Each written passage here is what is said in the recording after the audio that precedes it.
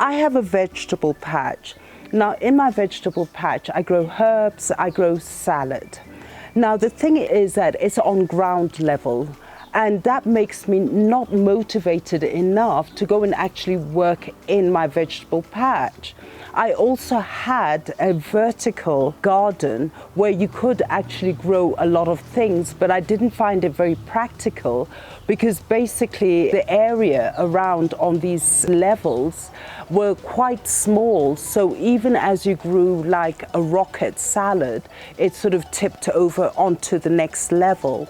Now, what I did is that I decided things have to change, because also as I go and work in this vegetable patch, I have to kneel down or bend down, and it was a lot of stress on my knees. So I decided I will do a raised vegetable garden.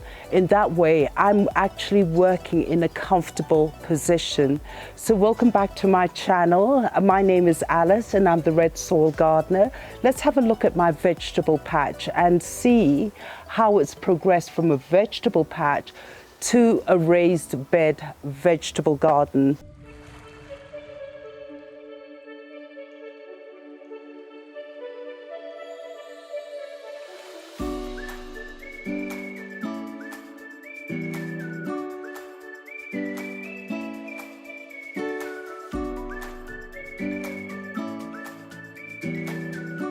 So this is where I had my vegetable patch, and everything, as I mentioned earlier, was on ground level, and it made it very difficult. And over here I had the vertical gardens, 3 of them, but as I mentioned before is that there weren't any spaces on each level.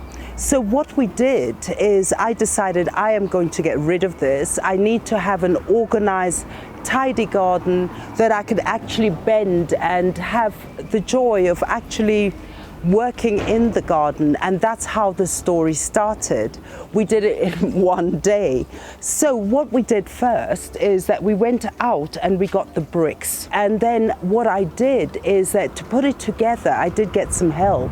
But I decided I am not going to cement the bricks together, because basically the type of soil I was going to get, which is basically compost, topsoil, potting soil with pumice and all this sort of ingredients in it, is that when I decided I'm going to get that, it didn't mean, it was very light. So there wasn't any pressure pushing these bricks. And for that reason, I didn't bother to cement. Now, the other thing is that what we did is that, okay, so we got all the bricks coming in. I got my mulch coming in. I've got potting soil coming in and everything. So we actually dismantled the vertical gardens and also dug up the vegetables and put them aside.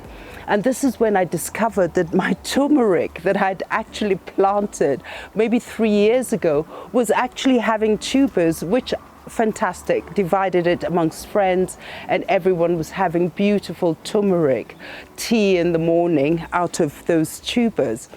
Now, once we did sort of now dismantle the whole garden, we started laying the bricks. And so basically, if you see, is that this is the height that I wanted. Now, once I got the height sorted out, we laid out everything, is I had sheets of cardboard. And so these sheets of cardboard is what we lined the bottom of these raised beds by putting cardboard underneath, or some people do put like plastic sheeting. What happens is that you don't get weeds coming up, which is such a lifesaver. Now, what we did for the actual well-drained soil mix is I had some hay. So we crunched that up, beat it up into small bits and mixed it up with our compost and our manure. And then we put some potting soil in there, which had pumice, so we can get a really good drain. And then I ordered the mulch, which after planting, I did mulch it at the top for the soil to retain its moisture. And then later, we just took whatever plants we had put aside from the original garden and transplanted it in these raised beds. Now, as I sit here in my raised garden, I just feel so good because I never had this, and I really stalled about not doing anything to lift up the height and be comfortable when I'm gardening. Now, basically, one or two tips to give you is when you do a raised garden or a vegetable garden, always just make sure that you get 6 to 8 hours of sun, because most of these vegetables do like full sun. Now, what you have to be careful with is that sometimes you can have a vegetable patch and you may have a tall building at the back which will bring you shade. It could be a tree that is standing there and suddenly, you get 1 hour of sun and then suddenly the sun disappears because the shade of the tree starts moving onto your vegetable patch. So do note that location is very, very important as to where you want to keep your vegetable patch. Now, the next tip I would give you is also when you are doing your vegetable patch, make sure you have accessibility to water, because not everyone can afford to do drip irrigation. We actually just use the normal hose pipe, but having the proximity to a water tap and not such a far distance means that even if I was using a watering can, I don't have to walk like 500 meters, get the water, come back, water, and then go back. So just make sure that if you do have a vegetable patch, is have your water accessible. Now, the other thing is that basically the soil is, so we've talked about light. Now we talk about water, so we've talked about that. The next thing is about the soil. You have to realize is that, which I think we all do realize, is that first of all, the beauty of having your own garden patch is that you know what you're eating.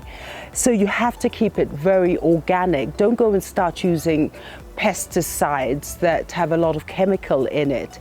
But as I did here is I'm trying to introduce more marigolds into my garden, because the marigolds are pest resistant and most pests or diseases don't like to touch it.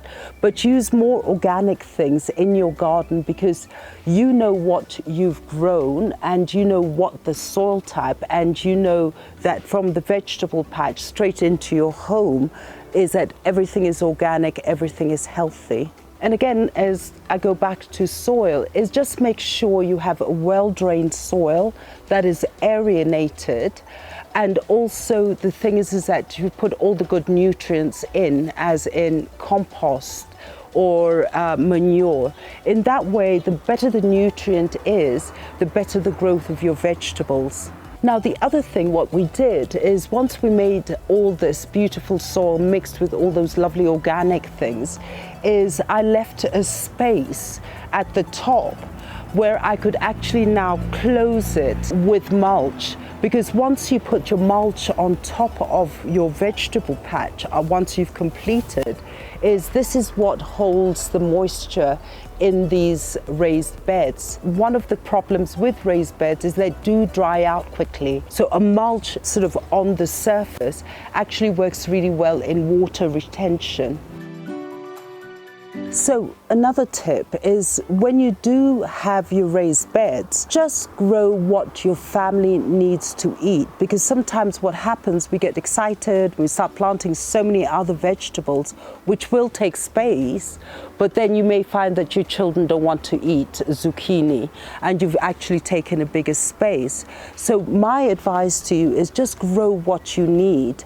And also, as an amateur myself with this raised beds, is I would prefer for myself is actually start with small types of vegetables. Like at the moment I'm growing zucchini and I have rocket, I have potatoes there and radish. These are quite simple plants to actually start off as a beginner. And once I do get more experienced, I'd like to introduce more berries and fruit. So always try to start simple, and as you get into practice and know how the growth pattern of a certain plant, once you sort of got to that stage, then you can start introducing new types of plants. Another tip I'd like to give you is that as a beginner is it's all very new. So for example, here is my basil, and I have a lot of basil here. Now what happens is that I think I did grow them too close to each other. So what I've done is actually overcrowded it. And also other plants, you may not have given it its space to grow. Now what happens is that once you do overcrowd your vegetables, they do get stressed out. And once a plant is stressed, it is actually an invitation for pests and diseases to come in, because basically the immune system of that particular plant is lower. So just keep an eye on it. So when you do plant your seedlings, try to space them out and don't overcrowd too many things in order to save your plant. Now the last thing I'd like to actually bring up is, I know for myself, when we started doing this raised garden, I got so excited. And so even with the layout, I had no plan. I was like, yeah, I think that can fit there, or this can fit there. But my problem is I made my path very narrow. So do take that into consideration when you're doing your raised vegetable patch. Make sure that you have at least 2 meters between each panel, because in the end you may need to bring a wheelbarrow with all your tools, and this is not enough space. So if I was to be asked today, am I happy that I did change my veg garden? I would say yes, of course, because first of all, this level is so amazing, because I could sit here as I'm cleaning up my basil, removing the seeds, instead of bending forward and being on ground level. The next thing is that I know exactly what I'm eating, and look at the size of these, and basically it's just good soil, aerated, well-drained soil.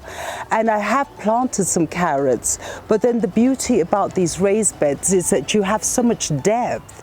Whereas before, when I did plant my carrots on ground level, sometimes they would actually look slightly deformed. But in a raised bed, I am guaranteed that the root stem of the carrot is actually going to really go down. Now, the other thing is that, as I mentioned, is the most important thing in a raised garden is also, as I put my gloves, is also to make sure that you do mulch it to keep the humidity and the moisture in. And what I did, as I mentioned earlier, is I did the whole soil thing, and then at the top is all this mulch. It's sitting on top of the soil and actually retaining a lot of the moisture, and this is what you need to do in a vegetable patch. So fellow gardeners, thank you for joining me on this channel, and thank you for also looking at my vegetable patch. Welcome. Don't forget to like and share, and don't forget to press that notification button so we'll always be notified when we do upload every Tuesday evening. And don't forget to subscribe, because it means a lot to us. And also check out Instagram and put down your comments. Also write to me, and I always do try to answer, sometimes late because I was traveling, but normally I try to answer everyone's questions. And thank you so much for those lovely comments that you do send me. So thank you, fellow gardeners, and have a lovely day, and start gardening and start getting your vegetable patch.